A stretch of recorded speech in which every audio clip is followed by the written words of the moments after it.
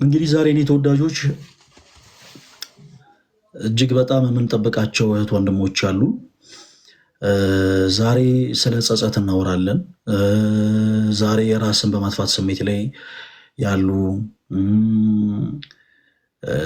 ተስፋ መቁረጥ ስሜት ላይ ያሉ፣ በትዳር ህይወታቸው፣ በትምህርት ገበታቸው፣ በስራ ቦታቸው፣ በብዙ ነገር ተስፋ መቁረጥ ስሜት ላይ ላሉ እህት ወንድሞቻችን በቻልነው አቅም ገጹን ከፍቼዋለሁ እና አንዳንድ ሰው እየተቀበልኩኝ እንግዲህ እያንዳንዳቸው ማለት የሚፈልጉትን ሀሳብ እየሰማን በቻልነው አቅም የእግዚአብሔርን ቃል እያነሳን እየተወያየን እንቀጥላለን። እግዚአብሔር አምላክ ይርዳንና መግባት የምትፈልጉ ገጹ ክፍት ስለሆነ ዛሬ ገጹ ክፍት ነው። ሁላችሁም ሪኩዌስት መላክ ትችላላችሁ። ክርስቲያኖች ወንድሞች፣ በባለፈው በደንብ ሳነሰው ነበርና እያንዳንዱ ክርስቲያን የሆነ ሰው መልካም የሆነ ጸጸትን መጸጸት አለበት። ጸጸት ሁለት አይነት ጸጸት ነው ያለው፣ መልካምና መጥፎ የሚባል ጸጸት እና በተደጋጋሚ በጣም ብዙ ጊዜ እኒህ አይነት ነገሮችን ተናግሬያለሁ። ለምንድን ነው እንዲህ አይነት ነገሮችን ያልኳችሁ? እንግዲህ በቅርቡ እንደምታውቁት በተለያየ አይነት ህይወት ላይ ያሉ እህት ወንድሞች መጥተው በውስጥ እንዲያወሩን ካሉበት ከባድ ሁኔታ ማውጣት የሚፈልጉ ከሆነ እንዲያማክሩን ለብዙ እህት ወንድሞቻችን ጥሪ ያቀርበናል እና የግድ ኦርቶዶክስ መሆን አይጠበቅባቸውም። የእነሱን ሀዘናቸውን እህ ብሎ ለማዳመጥ ያሉበትን ችግር እህ ብሎ ለመስማት እነዚያ የሚመጡ ሰዎች በአጠቃላይ የግድ ኦርቶዶክስ መሆን አይጠበቅባቸውም። ከተለያየ ቤተ እምነት አማኝ ሊሆኑ ይችላሉ። ነገር ግን መጥተው ካሉበት ችግር ለመውጣት ሱስ ሊሆን ይችላል፣ መጥፎ ልምምድ ሊሆን ይችላል። ከተለያዩ ነገሮች ለመውጣት መጥተው እንዲያማክሩን ሀሳብ አቅርበን ነበረ እና በጣም ብዙ ወንድሞች መጥተው አናግረውናል። እና የኔ ተወዳጆች በጣም ብዙ እህቶችም በተመሳሳይ የጾታ ግንኙነት ላይ በጣም እንደተቸገሩ ከእንደዚህ አይነት ሁኔታ ውስጥ መውጣት እንዳቃታቸው በጣም ብዙ የሚባሉ በውስጥ መልእክት አስቀምጠው ሊሰውሩኝ ነበረ። እንደ እግዚአብሔር መልካም ፈቃድ እግዚአብሔር ይርዳኝ፣ እግዚአብሔር ያሳካው። እንግዲህ እነዚህን ነገሮች በአጠቃላይ በትልቁ ደግሞ ለማግዘፍ አንድ ያሰበው ነገር አለ እና ክርስቲያን የሆናችሁ እህቶች ወንድሞች እንዲህ አይነቱ ነገር እንዲሳካ እናንተም በጸሎታችሁ አግዙ እና በተለይ የኢትዮጵያ ኦርቶዶክስ ተዋሕዶ ቤተክርስቲያን አማኝ ሳይሆኑ ፕሮቴስታንትም ጭምር ሆነው በተመሳሳይ ጾታ ግንኙነት ላይ ያሉ እህቶች በጣም በቃ ምን ልበላችሁ በጣም በሚያሳዝን መልኩ መልእክት እያስቀምጡልን ከእንደዚህ አይነት መንገድ ነፃ መውጣት እንደሚፈልጉ ሲነግሩን ነበረና እኛም በቻልነው አቅም አንዳንድ ሀሳቦችን ስንጽፍላቸው ነበረ። ስለ ጸጸት ላወራ የፈለኩት ለምንድን ነው? በተመሳሳይ ጾታ ግንኙነት ላይ ያለ አንድ ወንድማችን፣ በነገራችን ላይ በእነዚህ አይነት ሁኔታ ላይ ያሉት ወንድሞችን ስማቸውንም ሜንሽን አናደርግም፣ አካውንታቸውንም ሜንሽን አናደርግም። ምክንያቱም በጣም ደህንነት ተሰምቷቸው ነው እንዲቀርቡ የምንፈልገው። በስጋት ገና ለገና እንደው ሰው ያቅብኝ ይሆን ብለው እንዲሳቀቁ እንዲሸማቀቁ አንፈልግም እና በእንዲህ አይነት ሁኔታ ላይ ያለ አንድ ወንድማችን በጣም ከእንደዚህ አይነት ልምምድ ውስጥ መውጣት ይፈልጋል። በጣም የሚገርማችሁ በግብረ ሰዶማዊ ህይወት ውስጥ እጅግ በጣም ረዥም ለሚባል ጊዜ በጣም ረዥም ዓመት ነው የኖረው። አላደለ በጣም ልምምዱ ረዥም ዓመት ውስጥ በልምምዱ ከማለፉ የተነሳ የተቃራኒ ጾታ ማለትም ሴትን ሁሉ እንኳን አይወድም እና ከእንደዚህ አይነት ሁኔታ ውስጥ እንዴት ልውጣ ብሎ እጅግ በጣም በሚያሳዝን መልኩ በጣም ብዙ መልእክቶችን አስቀምጦልን ነበረ እና ራሱን የወቀሰበት መንገድ ግን ትክክል አልነበረ እና ለምንድን አሁን በዚህ አጋጣሚ እንዲህ አይነት እህቶችና ወንድሞች ደፍረው በውስጥ መስመር መልእክት አስቀምጦልን ለኛ ካሉበት እንዲህ አይነት ልምምድ ነፃ መውጣት ፈልገው፣ አንዳንዶች ደግሞ ምናልባት ማንነቴ ይታወቃል፣ ማንነቴ ከታወቀ ደግሞ ኮንፈርት አይሰማኝም፣ ስለዚህ ቢቀርብኝ ብለው የሚያስቡ ደግሞ ሰዎች እንዲሁ የሚሰሙናሉ። ስለዚህ የግድ ለእኛ የሆነ ቴክስት መጻፍ አይጠበቅባቸውም፣ የሆነ መልእክት ማስቀመጥ አይጠበቅባቸውም። ግን እንዲሁ አንድ ነገር ማለት ወደድኩኝ። ተወዳጅ እህቶች ወንድሞች፣ እያንዳንዱ ክርስቲያን ሊጸጸት ይገባል። ነገር ግን መልካም የሆነውን ጸጸት ነው እያንዳንዱ ክርስቲያን ሊጸጸት የሚገባው። ጸጸት በሁለት ይከፈላል። አንደኛው መጥፎ ጸጸት ነው። ይሄ መጥፎ ጸጸት ክርስቲያኖቶች ወንድሞች ከክርስቶስ እንድንርቅ የሚያደርገን ነው። ገጥሟችሁ ከሆነ አሁን እንዲህ የማደርገው ምናልባት በውስጥ መስመር ፈርተው ሳያወሩ ይለቀሩ ወንድሞችና እህቶቼ ነው። በቃ ፈርተው ደፍረው መጥተው ቀርበው እንዲህ አይነት ችግር ውስጥ ነን እናገዛ እንፈልጋለን ማለት ለፈሩት ወንድሞች ነው ይህንን ሀሳብ የተናገርኩ ያሉት። ጸጸት በሁለት ይከፈላል። አንደኛው ጸጸት ምን አይነት ጸጸት ነው ብያችኋለሁ? መጥፎ የሆነ ጸጸት ነው። እንዲህ አይነቱን ጸጸት በጣም ብዙዎች ይጸጸታሉ። ገጥሟችሁ ከሆነ አንቺ እኮ ቆሻሻ ነሽ የሚል የሆነ ስሜት፣ ከዛም ደግሞ እንደው ለቤተ መቅደሱ እኮ አልገባም አይደለ? ለቤተ መቅደስ አልገባም፣ እኔ በጣም ቆሻሻ ሰው ነኝ፣ እኔ እኮ ነጠላ ለመልበስ የምገባ ሰው አይደለሁኝም፣ እኔ ሌሊት መዝሙር መሃል ገብቼ ይዘምራለሁ፣ እግዚአብሔርን ከሚያመሰግኑ ሰዎች ጋር ነጠላ ለብሼ ልገኝ እንዴት? እንዲህ የሆነ በአይምሯችሁ የሚመላለስባችሁ ሰዎች ካላችሁ ክርስቲያኖቶች ወንድሞች በጣም በጣም በጣም ከእንደዚህ አይነት ጸጸት ራሳችሁ ልታረቁ ይገባል። ይሄ መጥፎ ጸጸት ይባላል። በክርስቶስ የሚያምን ሰው መጸጸት ያለበት መልካም የሆነን ጸጸት ነው። ተወዳጆች፣ መልካም የሆነን ጸጸት። ይሄ አይነቱ ጸጸት ካላችሁበት ከታሰራችሁበት ነገር ነፃ እንድትወጡ የሚያደርግ ነው። ማለት አንድ እርምጃ እንድትራመዱ ያደርጋችኋል። ወደ ክርስቶስ እንድትቀርቡ ያደርጋችኋል። አይኖቻችሁ በእንባ እንዲሞሉ ያደርጋል። በንስሐ ሕይወት እንድትታጠቡ ያደርጋል። ራሳችሁ ለካህን እንድታሳዩ ያደርጋችኋል። ወደ ቅዱስ ሥጋ ወደ ክቡር ደሙ እንድትቀርቡ ያደርጋችኋል። እና እያንዳንዳችን መጸጸት ያለብን ጸጸት ተወዳጆች መልካም የሆነውን ጸጸት ነው። መጥፎ የሆነን ጸጸት በመጸጸት በጣም ብዙዎች ራሳቸውን እስከ ማጥፋት ይደርሳሉ። ይህን ታውቃላችሁ? መጥፎ የሆነን ጸጸት በመጸጸት አንዳንድ ሰዎች በትዳር ሕይወታቸው በሚስቶቻቸውም ላይ ያመነዝሩ ይማግጡና ከዛ በኋላ ጸጸቱ ራሳቸው ላይ ሲወጣ ባለቤቴ ንጹሕ ሴት ናትና እንዴት በእሷ ላይ እንዲህ አይነት በደልን እፈጽማለሁ ብለው ራሳቸውን እስከ ማጥፋት የሚደርሱ ሰዎች አሉ። በተመሳሳይ ልክ እንደዛው ሌሎች እምነቶች ልክ እንደዛው በትዳራቸው የሆነ ነገር ገጥሟቸው ወይም ደግሞ ያልሆነ ነገር በሕይወታቸው ገጥሟቸው መጥፎ የሆነን ጸጸት በመጸጸት ሰዎች ራሳቸውን እስከ ማጥፋት ይደርሳሉ። ራስን ማጥፋት ትልቅ ኃጢአት ነው እና እያንዳንዱ ሰው መጸጸት ያለበት መልካም የሆነን ጸጸት ነው። አንድ ሰው ከተጸጸተ በኋላ ሌላው ጠንቅቆ ሊያውቅ ሊረዳ የሚገባው ትልቁ ነገር ምንድነው መሰላችሁ ተወዳጆች? ከኃጢአታችን አጥቦ ሊያነጻን የሚችለው ክርስቶስ ኢየሱስ እንደሆነ ብቻ ማወቅ መረዳት ነው። ተወዳጆች፣ አንዳንድ ጊዜ እኛ ጋር ያለው ፍርሃት ይገርመኛል። በእርግጥ አንዳንድ ጊዜ ከአክብሮትም ይሆናል። ብዙዎቻችን ጋር ያለው ፍርሃት እንደው እግዚአብሔርን ከማክበር ቤተ መቅደስን ከመፍራት አለ የአክብሮት ፍርሃት እንደው ከማክበር የተነሳ ብዙዎቻችን ራሳችን እናርቃለን፣ እናገላለን። ተወዳጆች፣ አንድ ማወቅ መረዳት ያለባችሁ ወንድሞቻችን፣ በሱስ ውስጥ ያላችሁ፣ በተለያየ መጥፎ ልምምድ ውስጥ ያላችሁ እና ካላችሁበት ልምምድ ነፃ መውጣት የምትፈልጉት ወንድሞች እመኑ፣ ልንገራችሁ፣ ከወደቃችሁበት ኃጢአት ከቆሸሻችሁበት ማንነት አጥቦ ሊያነጻችሁ የሚችለው ክርስቶስ ኢየሱስ ብቻ ነው፣ ማንም አይደለም። አንዳንድ ሰው የሆነ በቃ እንደው ትልቅ የሚሆን ትንሽ ስህተት ይሰራና ራሱን በትንንሽ መጠጦች መደበቅ ይፈልጋል፣ እየጠጣ በመስከር ማለት ነው። አንዳንዱ ደግሞ በጣም እንደው በቃ አይደለ አጠገቡ ያለውን ሰው እንኳን ተናግሮ የማይሰማበት ጫት ያለበት ምሽታ ቤት ገብቶ ስለዘለለ ስለጨፈረ አይደለ ዓለም የነጠቀውን ሰላም ያገኘ ይመስሏል። እነዛ በነገራችን ላይ ጊዜያዊ ደስታዎች ናቸው። አንዳንዱ ኮንሰርት ላይ ስለተገኘ ልብሱ እስከሚቀድ ድረስ እየዘለለ ስለጨፈረ ሰላም የሚያገኝ ደስታ የሚያገኝ ይመስሏል። ግን አይደለም። ዓለም የነጠቀንን ሰላም ሊሰጠን የሚችለው ክርስቶስ ብቻ ነው። አስምሩበት። ሲቀጥል ደግሞ ከወደቅንበት ኃጢአት አጥቦ ሊያነጻን የሚችለው ማን ብቻ ነው ተወዳጆች? ክርስቶስ ኢየሱስ ብቻ ነው። በጣም ብዙ ጊዜ ደጋግሜ ያንስቼዋለሁ የኔ ተወዳጆች። በዚህ በመጽሐፍ ቅዱሳችን ላይ እጅግ በጣም የምወደው አንድ የመጽሐፍ ቅዱስ ክፍል አለ። የዮሐንስ ወንጌል ምዕራፍ 13። እንግዲህ ከፊታችን ከአንድ 3 ቀን በኋላ የምናከብረው ትልቅ ቀን አለ። በሐሙስ ዕለት ጸሎተ ሐሙስ ማለት ነው እና ያ በሚታሰብበት ዕለት ይሄ የመጽሐፍ ቅዱስ ክፍል በጣም ሰፊ ነገርን ያብራራል። ጌታችን መድኃኒታችን ኢየሱስ ክርስቶስ ማበሻ ጨርቅ ወስዶ የሐዋርያትን እግር እንዳጠበ ይሄ መጽሐፍ ቅዱስ ክፍል ይነግረናል።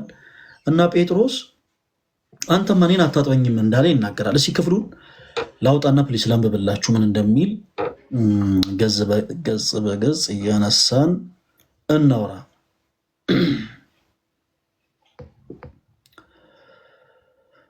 ኦኬ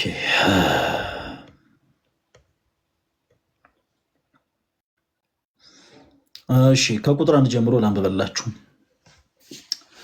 የዮሐንስ ወንጌል ምዕራፍ 13 ከቁጥር 1። ኢየሱስም ከፋሲካ በዓል በፊት ከዚህ ዓለም ወደ አብ የሚሄድበት ሰዓት እንደደረሰ አውቆ በዚህ ዓለም ያሉት ወገኖቹን የወደዳቸውን እስከ መጨረሻው ወደዳቸው። እራትም ሲበሉ ዲያብሎስ በስምዖን ልጅ በአስቆሮቱ በይሁዳ ልብ አሳልፎ እንዲሰጠው ሐሳብ ከገባ በኋላ ኢየሱስ አብ ሁሉን በእጁ እንደሰጠው ከእግዚአብሔርም እንደመጣ ወደ እግዚአብሔርም እንዲሄድ አውቆ ከእራት ተነሳ። ልብሱንም አኖረ፣ ማበሻ ጨርቅም ወስዶ ታጠቀ። በኋላውም በመታጠቢያ ውሃ ጨመረ፣ የደቀ መዛሙርቱንም እግር ሊያጥብና በታጠቀበትም ማበሻ ጨርቅ ሊያብስ ጀመረ። ወደ ስምዖን ጴጥሮስም መጣ። እርሱም ጌታ ሆይ አንተ የኔን እግር ታጥባለህን? አለው። ኢየሱስ መልሶ እኔ የማደርገውን አንተ አሁን አታውቅም፣ በኋላ ግን ታስተውላለህ አለው። ጴጥሮስም የኔን እግር ለዘላለም አታጥብም አለው። ኢየሱስም ካላጠብኩህ ከእኔ ጋር እድል የለህም ብሎ መለሰለት። ስምዖን ጴጥሮስም ጌታ ሆይ እጄንና ራሴን ደግሞ እግሬን እንጂ እግሬን ብቻ አይደለም አለው። ስምዖን ጴጥሮስም ጌታ ሆይ እጄንና ራሴን ደግሞ እንጂ እግሬን ብቻ አይደለም አለ ይላል። እና ተወዳጆች እንግዲህ አንድ ነገር አስተውሉ። እዚህ ክፍል ላይ ጌታችን ኢየሱስ ክርስቶስ ማበሻ ጨርቅን አነሳ እና የሐዋርያትን እግር ሲያጥብ ስምዖን ጴጥሮስ አንተማ እኔን አታጥበኝም አለው። ስለ ትሕትና ላለመታዘዝ ሳይሆን ስለ ትሕትና ነው ያለው። እንግዲህ ክርስቶስ ኢየሱስ ማለት ሰማይን ያለባላ ምድርን ያለ ካስማ ያጸና በሶስትነት በአንድነት የሚመለክ ከሶስቱ ቅዱስ አንዱ ቅዱስ የሆነ አልፋና ኦሜጋ ነው እና ይህን ያክል ጌታ እንዴት ዝቅ ብሎ የኔን እግር ያጥባል ብሎ ጴጥሮስ አንተማ እኔን አታጥበኝም አለው። የዚህን ጊዜ ጌታችን መድኃኒታችን ኢየሱስ ክርስቶስ የመለሰለት ምላሽ ምንድን ነበር? ጴጥሮስ እኔ ካላጠብኩ አጠራም፣ እኔ ካላጠብኩ ድል ፈንታ የለህም ያለው። እኔ ካላጠብኩ ድል ፈንታ የለህም። በዚህ ቅጽበት ቅዱስ ጴጥሮስ ጌታ ሆይ እንደዛማ ከሆነ እግሬን ብቻ አይደለም፣ በጣም ደስ የሚል መልስ ነው። በነገራችን ላይ እግሬን ብቻ አይደለም እጄንና ፊቴን መላ ሰውነት ይናል። ክርስቲያኖቶች ወንድሞች፣ በኃጢአት እድፋምነት ስሜት ሲሰማችሁ በማንኛውም በነገራችን ላይ ሰው በተለያየ አይነት ጉዳይ የነፍስ ድፋምነት ስሜት ሊሰማው ይችላል። ለምሳሌ የሰረቀ ሰው ስለመስረቁ ሕሊናው ሊወቅሱ ይችላል። በነፍሱ ድፋምነት ስሜት ሊሰማው ይችላል። የዘሞተም ሰው ያመነዘረም ሰው ልክ እንደዛው፣ ነፍስ ያጠፋም ሰው ልክ እንደዛው እና ማንኛችሁም ባላችሁበት ቦታ ሆናችሁ በሰራችሁት ነገር ግን ለነፍሳችሁ እድፋምነት ስሜት የሚሰማችሁ ከሆነ እመኑ ልንገራችሁ፣ ከኃጢአታችሁ አጥቦ ሊያነጻችሁ የሚችለው ማን ብቻ ነው? ተወዳጆች ክርስቶስ ነው። አንዳንድ ጊዜ አንዳንዶቻችን ራሳችን ለካህን ለማሳይ ራሱ እናፍራለን። ኃጢአትን ስንሰራ ክርስቶስን ስንበድል እንደው ያላፈርንበትን ነገር ያልተሸማቀቅንበትን ነገር ተጸጽተን ክርስቶስን ይቅር በለኝ ለማለት ግን እናፍራለን። አንድ ምሳሌ ልስጣችሁ ተወዳጆች። እንደው ህመም ቢይዛችሁ እንደው ከባድ የሚባል ህመም ብትታመሙ፣ በነገራችን ላይ በሕክምና ቦታ ላሉ ለማታውቋቸው የሕክምና ባለሙያዎች ሁለንተናችሁን እንደምታስመረምሩ ታውቃላችሁ። አንድ የታመመ ሰው ሕክምና ቦታ ላይ ላለ ለአንድ ሐኪም ሁለንተናውን ልብሱን ሳይሸፍን ሀፍረቱን ሁሉ ገልጦ መድኃኒትን ፍለጋ እንደሚያሳይ ሁሉ አንድም ክርስቲያን ከኃጢአት ድፋምነት ስሜት ለመውጣት ይሄ ከነፍስ ድፋምነት ስሜት ነፃ ለመውጣት ለማምለጥ ይቅርታ የግድ ወደ ክርስቶስ ኢየሱስ መቅረብ ያስፈልጋል። ክርስቶስ መድኃኒት ነውና፣ ክርስቶስ መድኃኒት ነው። ዓለም የነጠቀንን ሰላም የሚሰጥ ጌታ ነው። ስለዚህ የግድ ወደ እርሱ ልንቀርብ ይገባልና የኔ ተወዳጆች ባላችሁበት አይኖ በጣም ከባባድ በሚባል ሁኔታ ላይ ያላችሁ እህት ወንድሞቻችን ብዙ ጊዜ መታችሁ ቀርባችሁ ችግሮቻችሁን ለመናገር በጣም የምትሰጉ እህቶች ወንድሞች እንዳላችሁ እናውቃለን እና የግድ ለእኛ ቴክስት መጻፍ አይጠበቅባችሁም፣ መሴጅ መላክ አይጠበቅባችሁም። ይህን ነገር ብቻ ካወቃችሁ ለእኛ በቂ። በቃ ባላችሁበት ቦታ ወደ ቤተ ክርስቲያን ቀርባችሁ ራሳችሁን ለካህን አሳዩ። ኦኬ። ዓለም የነጠቃችሁን ሰላም ክርስቶስ እንዲሰጣችሁ። ዓለም የነጠቃችሁን ሰላም በትንሽዬ ብልቃጥ ውስጥ ያለ መጠጥ ሊመልስላችሁ አይችልም። ዓለም የነጠቃችሁን ሰላም ጆሮ የሚተረትር ድምፅ ያለበት ምሽታ ቤት ሊመልስላችሁ አይችልም። ዓለም የነጠቃችሁን ሰላም እኔ ክሽኔ ከሚባልበት ኮንሰርት ሊመልስላችሁ አይችልም። ተወዳጆች ለመዝናናት እንወጣለን ሰው እያለ የሚወጣበት ቦታ ሁሉ ሰላም የሚሰጥ ቦታ አይደለም። እመኑ ልንገራችሁ፣ ዓለም የነጠቀንን ሰላም ማን ብቻ ይሰጠናል? ክርስቶስ ኢየሱስ ይሰጠናል። እና በተለያየ ባላችሁበት ሁኔታ ላይ ሆናችሁ ያላችሁ እህት ወንድሞቻችን ወደ ክርስቶስ ብቻ ቅረቡ፣ እርሱ ያሳርፋችኋል፣ እርሱ እረፍት ይሰጣችኋል። የኔ ተወዳጆች ሌላው አንድ እንድታቁ ፈልገው ነገር የመጨረሻ አንድ እንድታቁ ፈልገው ነገር ምንድን ነው? ጸጸት በጣም መሰረታዊ ነገር ነው ተወዳጆች። ጸጸት በጣም መሰረታዊ ነገር ነው። በሆነ ወቅት ላይ አንስቼው ነበረ።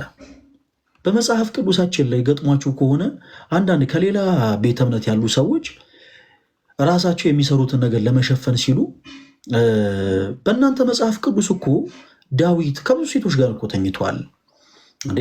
የእግዚአብሔር ነቢይ የተባለው እኮ ዳዊት እንዲህ አይነት ነገሮችን አድርጓል።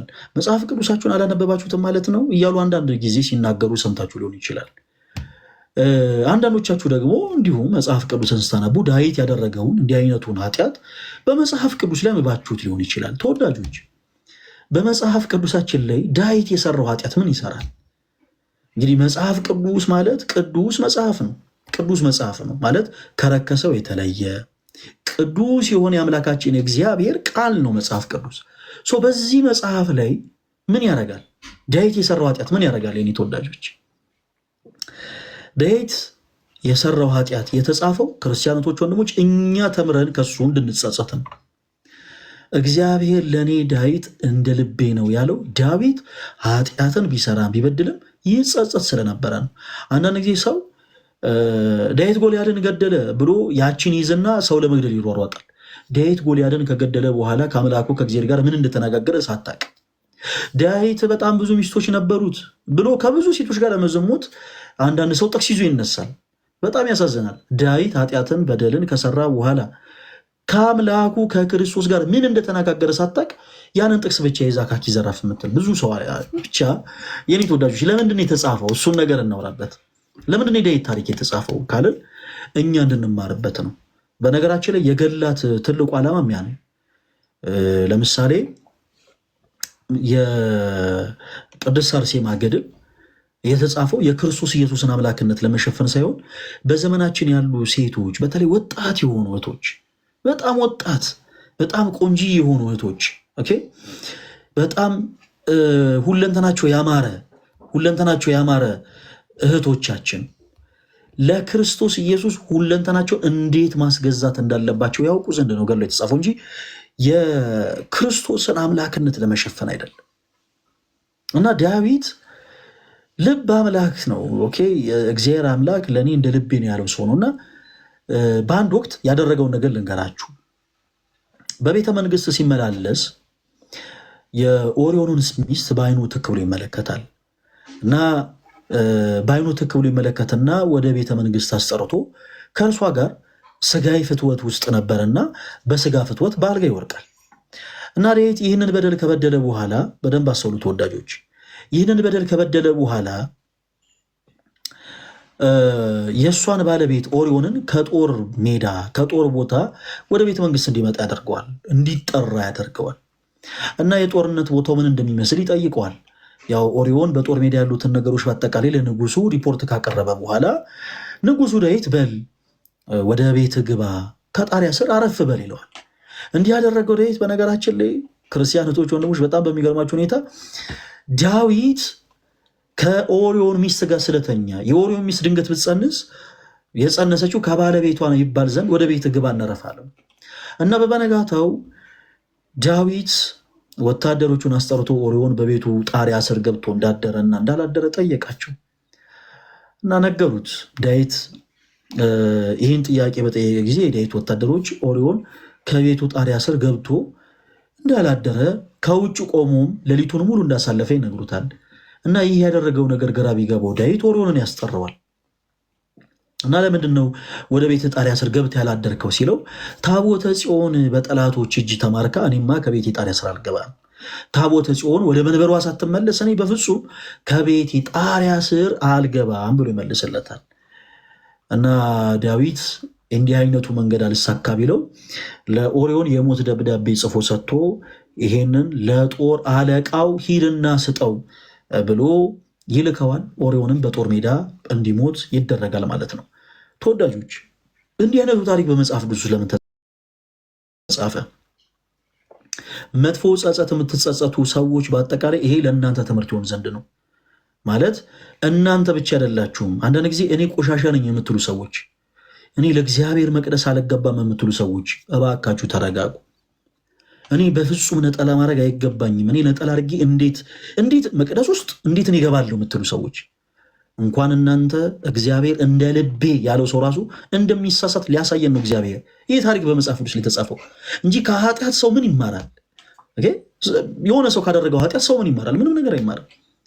ግን አገልጋዮቹ የምትሏቸውም ሰዎች እንደሚሳሳቱ ገባችሁ? ማንንም እገሌ ጻድቅ ነው እኔ ግን ቆሻሻ ነኝ የሚል ሀሳብ አይኖራችሁ ላይ እንዳይኖር ማለት ነው። በአገልግሎት ላይ ያሉ ካህናት፣ በአገልግሎት ላይ ያለን ዲያቆናት፣ መምህራነ ወንጌል፣ ዘማሪያን፣ ሊቃነ ጳጳሳት፣ ሊቃነ ብፁዓን መንበራቸው ምን ተብሎ ይጠራል? ተወዳጆች ብፁዓን አይደለ?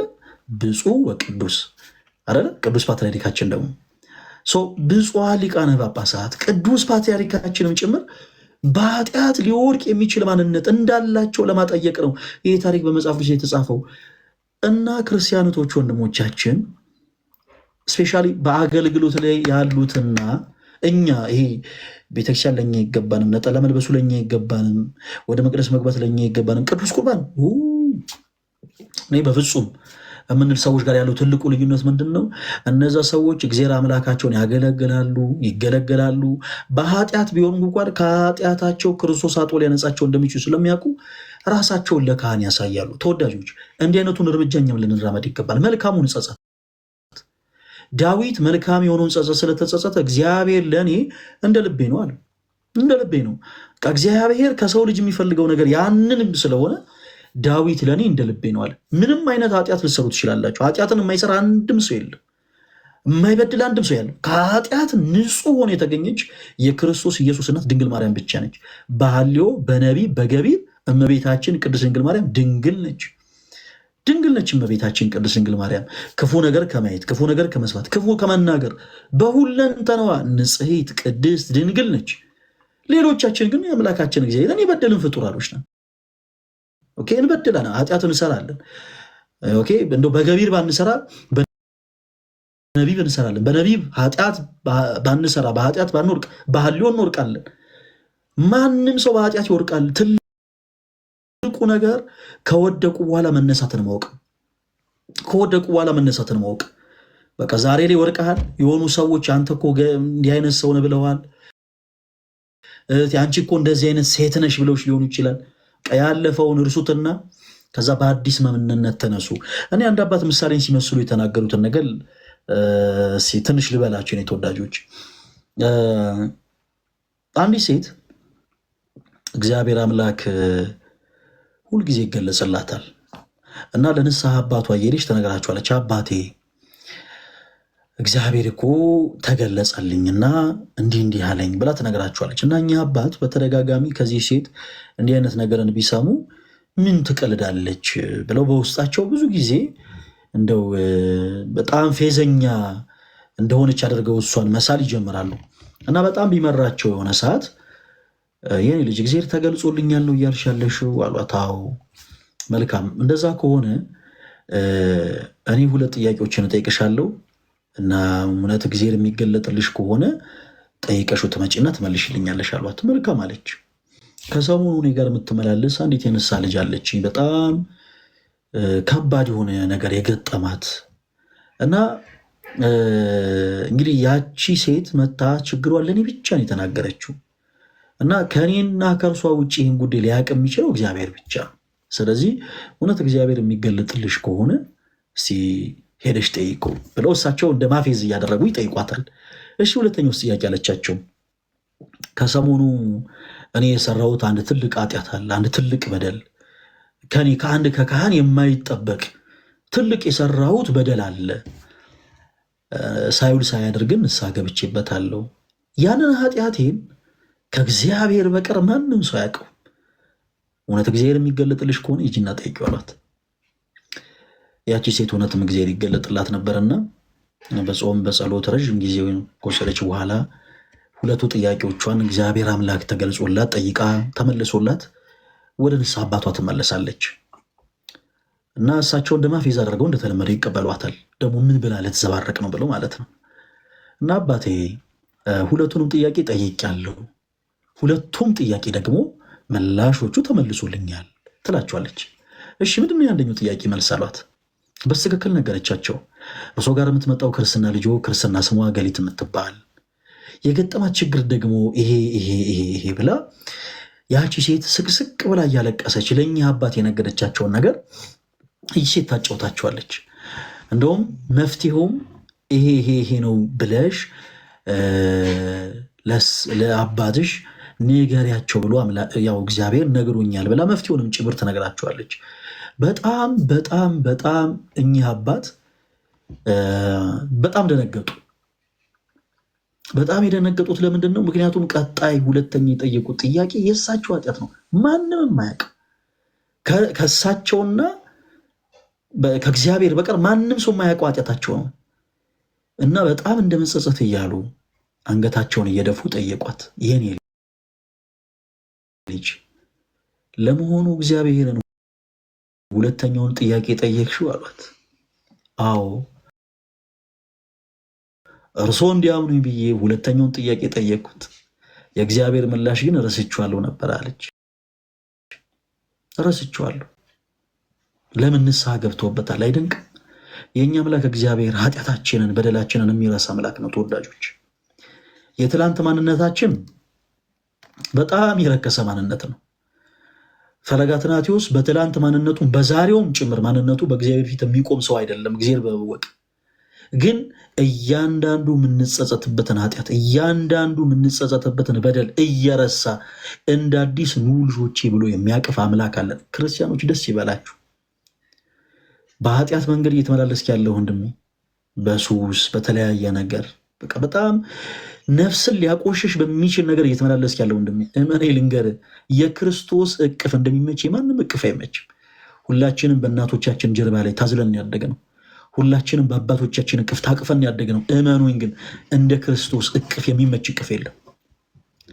በኃጢአት መንገድ እየተመላለሽ ያለሽ እህቴ፣ በቃ እኔማ ተበላሽቻለሁ፣ ከዚህ በኋላ ማን ይቀበለኛል?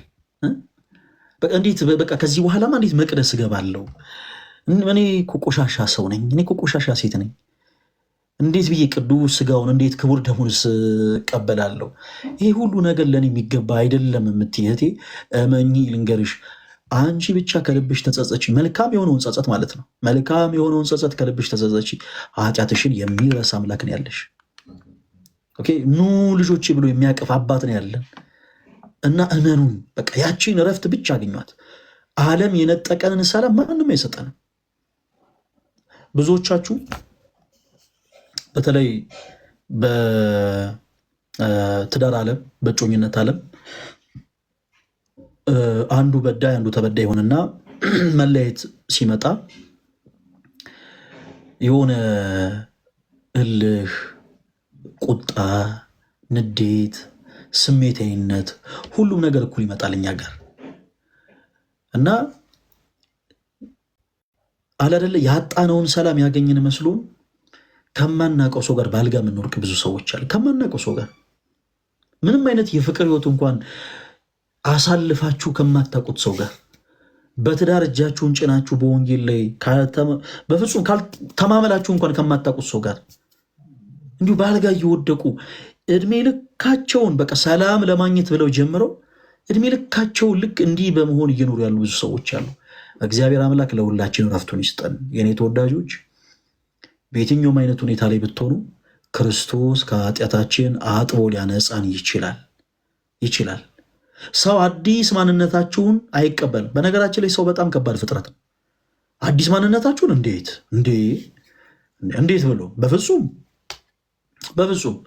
እስኪ ከሌላ ቤተ እምነት ኑ፣ እስኪ በንስሐ ሕይወት ተመለሱ፣ እስኪ እንግዲህ ይላችኋል። ምን የተጠመቃችሁበት እንትን ገና ሳይደርቅ ምንድን ነው እንደዚህ ኮል ጫማ እንለካ ካላችሁ ሰ የሆነ የትናንት ማንነታችሁን ሰው አይረሳ። ከዚህ በፊት ትሰርቅ የነበርክ ከሆነ፣ ከዚህ በፊት ማጅራት ትመታ የነበርክ ከሆነ፣ ከዚህ በፊት ሱሰኛ የነበርክ ከሆነ ዛሬ ለትልቅ ቁም ነገር ደርሰ በንስሐ ሕይወት ተመላልሰ ራስህን አድሰ ወደ ሰዎች ዘንድ ስትቀርብ አይ ምን ገሌ እንደዚህ እኮ ነው ምናምን። ኦኬ ሰው አይረሳም።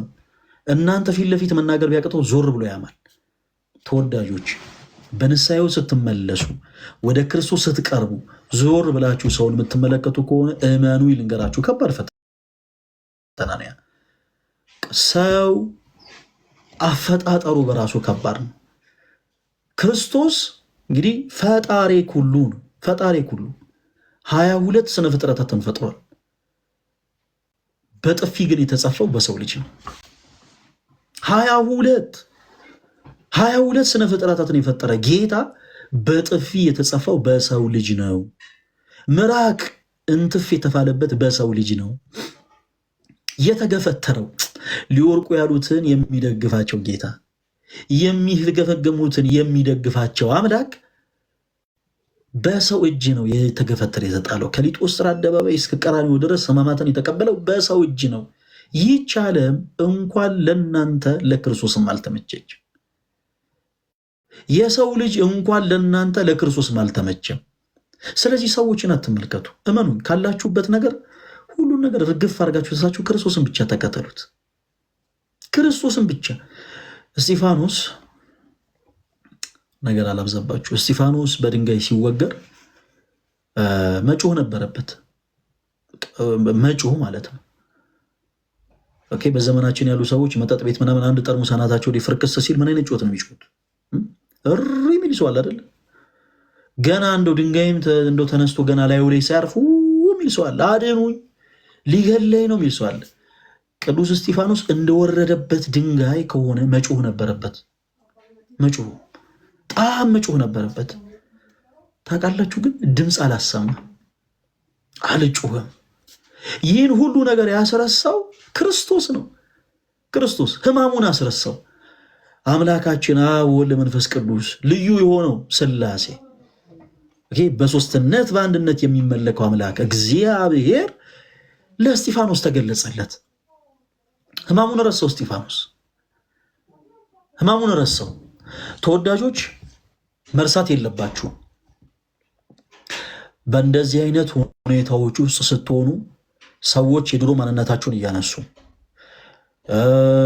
የድሮ የሰራችሁትን ነገር እያስታወሱ እናንተን ወደ ኋላ ለመጎተት የሚሞክሩ ከሆነ በፍጹም ቦታ ልሰጡ አይገባም። አለቅ ማሳየት አለብን።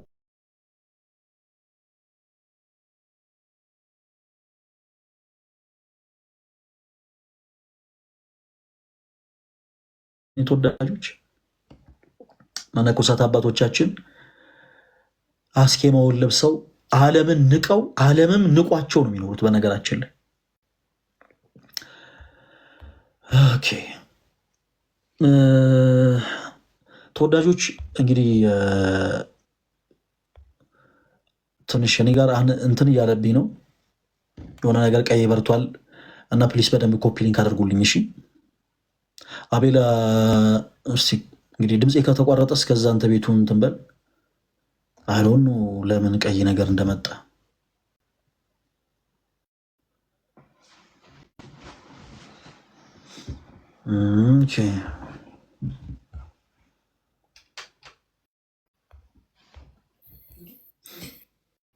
ኦኬ እሺ፣ ጠፋ። የኔ ተወዳጆች ፕሊስ በደንብ ኮፒ ሊንክ አድርጉ እሺ። በደንብ ኮፒ ሊንክ አድርጉ እና ወዳችኋለሁ። ውድድ ነው ማድረጋችሁ። ኦኬ ሰው የሰዎችን ወሬ እንዳትሰሙ። ቅዱሳን አባቶቻችሁ ዓለምን እንደናቁ ሁሉ እናንተም ንቁ ማለፍን እወቁበት። ሰዎች ስለ እናንተ ቁጭ ብለው ያልሰራችሁትን አይደል የሰራችሁትን ኃጢአት እንኳን እንዴ እሷ አላወቃችኋትም? ከዚህ በፊት እኮ እንደዚህ አድርጋ ከነገሌ ጋር እንደዚህ ተኝታ ከነገሌ ጋር እንደዚህ ሰርቃ እንዲህ ሆና እኮ ነው ለዚህ ደረጃ የደረሰችው። በምንም ታመር እንዳታናቡ። ነገሌ እኮ እኔን እያሙ ነው ምናምን። ፕሊስ በፍጹም ቦታ እንዳሰጡ። ክርስቶስ ኃጢአታችሁን እንደረሳላችሁ አውቃችሁ ፈገግ በሉ ሁልጊዜ። አንድ ዝማሬ ያላለ አትንገሩት ያውቀኛል፣ አትንገሩት ያውቀኛል፣ ስራዬ በፊቱ መቼ ተሰውሯል። በጣም የሚገርም ዝማሬ ስላበላሸው ይቅርታ። አትንገሩት ያውቀኛል። እውነት እኮ ነው፣ ክርስቶስ ያቀናል። ስለዚህ ክርስቶስ የረሳላችሁን ኃጢአት ሰዎች እንደፈለጉ አድርገው ቢያወሩ በፍጹም ወደኋላ እንዳትመለሱ። ትላንትና ስለ ማርያም ዘነይን ስናወራ ነበር አይደል? የኔ ተወዳጆች፣ ማርያም ዘነይን በንስሐ ሕይወት ተመልሳ ሽቶ ገዝታ ወደ ክርስቶስ ዘንድ ቀርባ እግሩ ስር ወድቃ በእንባዋ እያለቀሰች የክርስቶስ እግር አጥባ ሽቶ ልታርከፈክፍለት አስባ ወደ ሽቶ ነጋዴ ዘንድ ስትቀር በመጀመሪያ ያለገጠበት ሰው ነው፣ ሽቶ ነጋዴው ማለት ነው። ማርያም ከምትወጃቸው ወንዶች መካከል አንዱ ሞተ እንዲህ ብሎ ነው የቀለደበት። ከምትወጃቸው ወንዶች መካከል አንዱ ሞተ እንዲህ። የዚህን ጊዜ ማርያም ዘነይን የሚገርም ምላሽ ነበር የመለሰችለት። አዎ ከምወዳቸው መካከል አብዝቼም ትልቅ ቦታ ከምሰጣቸው መካከል ዛሬ አንዱ ሞቷል፣ እርሱም ኃጢአቴ ነው፣ አሁን ልቀብረው እየሄድኩ ማለች። መጠንከር ነው ያለባቸውን የተወዳጆች። ካለንበት ነገር ልክ ስንመለስ ጥንካሬ ያስፈልጋል። የድሮ ማንነታችሁን ሰው አይረሳም። ቅድም እንዳልኳችሁ በትምህርት ቤት ስናድግ እንደው ትንሽ በድንጋይ ፈንከት ያደረግነውም ልጅ አይረሳልንም። እናንተ አድጋችሁ ምናምን እንደ ሁለት ፀጉር አብቅላችሁ ሸብታችሁ ከብራችሁ እንኳን ያ የድሮ ወዳጃችሁ መጥቶ አንተማ ያኔ ትምህርት ቤት ስንማር ይኸው እንደዚህ በድንጋይ መተኸኝ ይላል። ሰው አይረሳም፣ እግዚአብሔር ግን ይረሳል። እና ደስ ይበላችሁ፣ መድኃኒት የሆነው ክርስቶስ መድኃኒት ሊሆን የመጣው ለጻድቃን ሳይሆን ለኃጥአን። አይገርምም? የእኛ ጌታ እንዲሁ ስለወደደን በመስቀል ተሰቅሎ ስጋውን የቆረሰው ደሙን ያፈሰሰው ለእኛ ነው። ለእኛ ብቻ ቅዱስ ስጋውን በድፍረት አንቀበል፣ ቅዱስ ደሙንም በድፍረት አንጠጣ።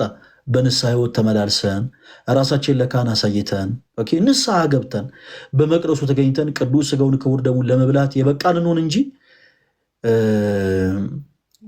ክርስቶስ ስለምን መጣችሁ፣ ስለምን ስጋዬን በላችሁ፣ ስለምን ደሜን ጠጣችሁ ብሎ እንኳን የሚጠይቀን የሚኮንን ምንም ጌታ አይደለም። በቅዳሴያችን ጊዜ ካህኑ እንደዛ አይደለም የሚለው ንጹሕ የሆነ ከቁርባኑ ይቀበል፣ ንጹሕ ያልሆነ ግን አይቀበል፣ ለሰይጣንና ለመልእክተኞቹ በተዘጋጀ የመለኮት እሳት እንዳይቃጠል፣ እጄን ከአፋዬ ድፍ ንጹሕ እንዳደረግኩ እንዲሁ ከሁላችሁ በደል ንጹሕ ነኝ። ደፍራችሁ ወደ ክርስቶስ ስጋና ደም ብትቀርቡ ከኃጢአታችሁ ለመተላለፋችሁ ዕዳ የለብኝም ብሎ የተነጻበትን ውሃ ወደኛ ይረጫል። ሰው በንስሐ ሕይወት ብቻ እንመላለስ እንጂ ቅዱስ ስጋው ክቡር ደሙ የተቆረሰው ለእኛ ነው። እና እባካችሁ በውስጥ መታችሁ በጣም መልእክት እያስቀመጣችሁ ያላችሁ ቶች ወንድሞች እግዚአብሔር ያክብረልኝ እና እናንተም በቻልነው አቅም ለመውራት እንሞክራለን።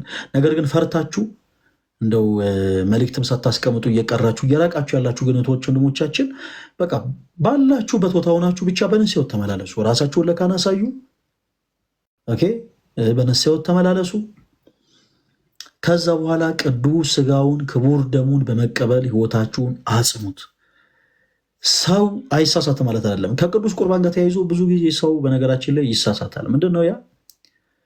ቅዱስ ስጋውን ክቡር ደሙን መቀበል ልክ እንደ ጻድቅነት አድርጎ የሚቆጥር ሰው አለ። ማለት ጻድቅ ትሆናላችሁ ማለት አይደለም። ሰው ከእንደገና መልሶ ሊሳሳት መልሶ ሊወርቅ ይችላል። መውደቅ እንዳለ መነሳትም አለ። ኦልሬዲ መነሳትን አይታችሁታል። በኃጢአት መንገድ ተመላልሳችሁ ነበረ። ከዛ በንስሐ ሕይወት ተመላለሳችሁ፣ ራሳችሁን ለካህን አሳያችሁ፣ ተጸጸታችሁ፣ ከዛ ቅዱስ ስጋውን ክቡር ደሙን ተቀበላችሁ፣ አለቀ።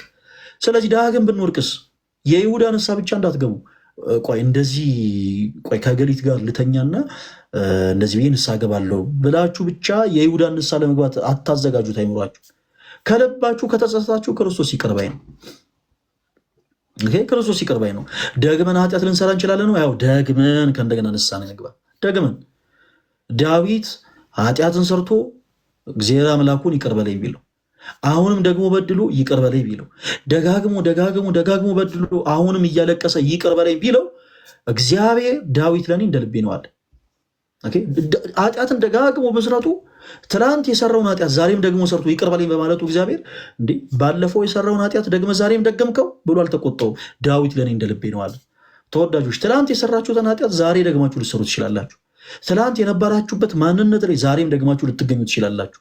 እመኑ፣ ልንገራችሁ፣ ክርስቶስ ኃጢአትን የሚረሳ ጌታ ነው። ደግመን ደጋግመን ንስሐ እንግባ፣ በንስሐው እንመላለስ። እሺ፣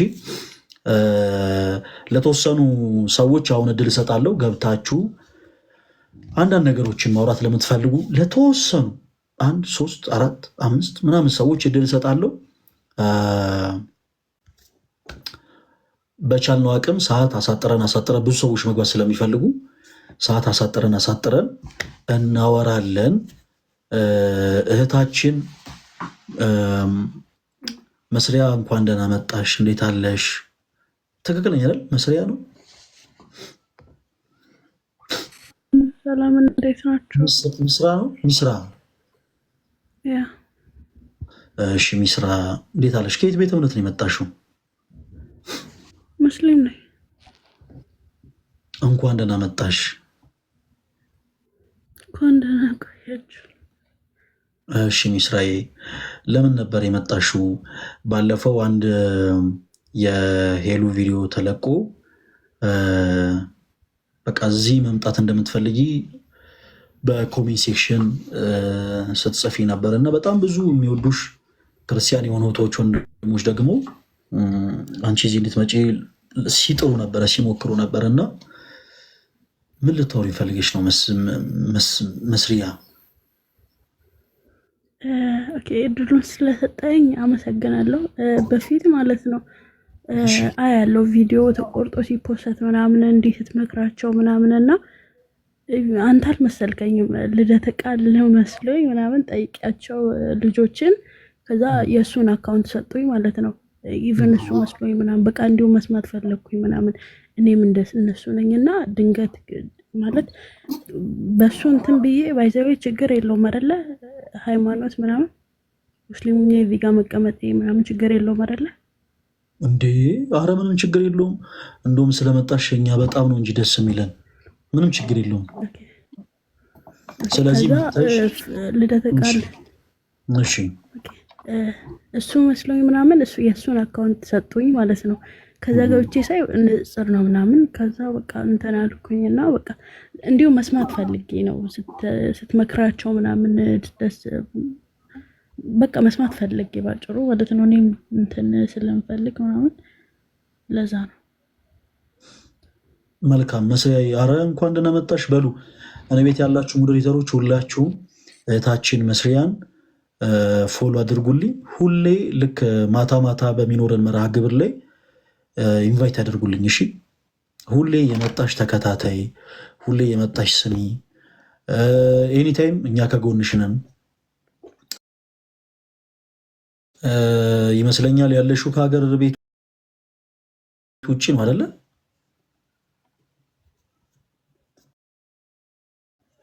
ከሀገር ውጭ ያለሁት። መልካም ሰው ደግሞ ከሀገር ውጭ ያለ ሰው ስንት ነገር ይገጥመዋል። ሊከፈው ይችላል፣ ሊያዝን ይችላል። እና የአንቺ ችግር ችግራችን፣ ሀዘንሽ ሀዘናችን ነው። እህታችን ቅድም ደጋግሜ ስናገር እንደነበረው ተወዳጆች የግድ እዚህ ጋር ገብታችሁ ከኛ ጋር ለማውራት ገብታችሁ ለመማር የግድ ኦርቶዶክስ መሆን አይጠበቅባችሁም። የየትኛውም ቤተ እምነት ተከታይ መሆን ትችላላችሁ። መታችሁ ግን ሀሳቦችን መስጠት፣ የተከፋችሁበትን ነገር መናገር፣ ተስፋ በመቁረጥ ስሜት ላይ ያላችሁ፣ ራስ በማጥፋት ስሜት ላይ ያላችሁ፣ በተለያየ አይነት ጉዳይ ውስጥ ያላችሁ አናቅም፣ የተቸገረም ሰው ሊኖር ይችላል በብዙ ነገር እና በእነዚህ አይነት ሁኔታ ላይ ያላችሁ እህት ወንድሞቻችን መምጣት እና ከኛ ጋር ማውራት ትችላላችሁ። የግድ ክርስቲያን መሆን አይጠበቅባችሁም። ፕሮቴስታንቶችም ጭምር ቀርባችሁ ከኛ ጋር ማውራት ትችላላችሁ። እና መስሪያ እህታችን እንኳን ደህና መጣሽ። ስለመጣሽ እጅግ በጣም ደስ ብሎናል። በክርስቶስ ፍቅር እጅግ በጣም ነው የምንወድሽ እና ሁሌ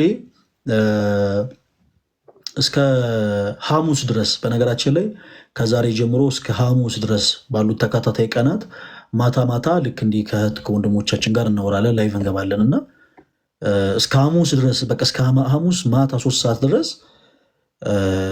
ሁልጊዜ ነው ለአንቺ ሼር የምናደርግልሽ። እንዳትጠፊ እሺ። እየመጣሽ ቁጭ እያልሽ ሀሳቡን ትሰማለሽ። ስላገኘኋቸው እመጣለሁ ኢንሻላህ።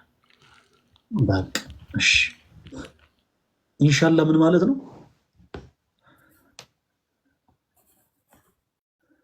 መስሪያ ፈጣሪ ከፈቀደ ማለት ነው። ኦኬ ኢንሻላህ ማለት ፈጣሪ ከፈቀደ ማለት ነው። እሺ መልካም። የእግዚአብሔር ፈቃድ ይሁን። እስከ ሐሙስ ድረስ ባሉት ቀናቶች በአጠቃላይ አንቺም እየመጣሽ ከኛ ጋር ሀሳቦች ሲነሱ እያዳመጥሽ እንድትማሪ እንፈልጋለን። በጣም ደግሞ ሞር ጥሩ ጥሩ የሆኑ ወንድሞች አሉ። እነዛንም ወንድሞች እናስተዋውቅሻለን። ከእነሱም ጋር ትተዋውቂያለሽ። ያው ለወንድሞቻችን እህት ሆኛለሽ ማለት ነው። እነሱም ወንድሞቻችን ለአንቺም ወንድሞች ይሆናሉ። አስተዋውቅሻለሁ። እነሱም ቤት እየገባሽ ትምህርቶች ደግሞ ሲነሱም ትማሪያለሽ እና